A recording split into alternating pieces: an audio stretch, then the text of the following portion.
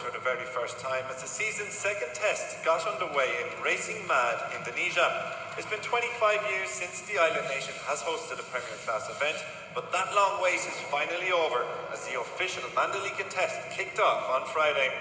The morning proved something of a false start, with the red flag waving early due to track conditions, but once the clean-up operation was complete, we began to see riders spin some laps as they aimed to get to grips with the newest track on the MotoGP calendar.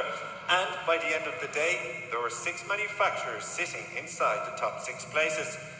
Day 1 honours belonged to Paul Espargaro, with the Repsol Honda rider recording the fastest ever lap around Mandalika late in the afternoon, thanks to a 1:32.466. That time gave the Spaniard 3 tenths to spare over the previous best lap time set by Toprak Razgatlioglu when World Superbikes came to visit in 2021. It also gave him 4 tenths to spare over elder brother Aleix Espargaro, with the Aprilia rider claiming P2.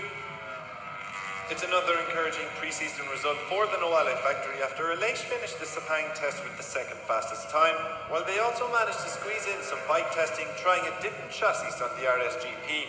In third is Brad Binder, with the KTM rider showing some early promise in Lombok. The South African and Austrian manufacturer had a lackluster opening outing to 2022 in Malaysia last weekend, but a Friday P3 offers some early promise.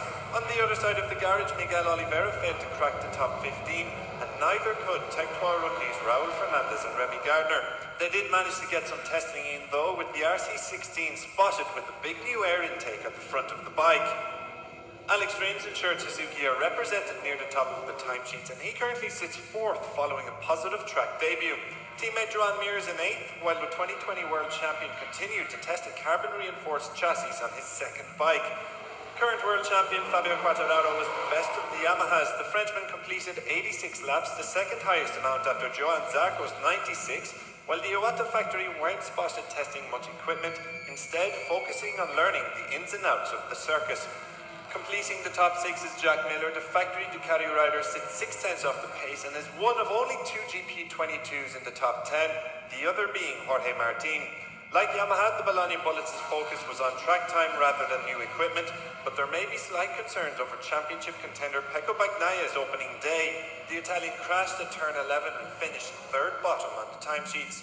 There's still plenty of time for Bagnaia and some other riders to turn their fortunes around, with 2 more days of testing coming up in Mandalika. It should prove ample time for everyone to find their feet at the new Indonesian circuit, and you can stay up to date with all the action and hear from the riders themselves across the weekend on Moto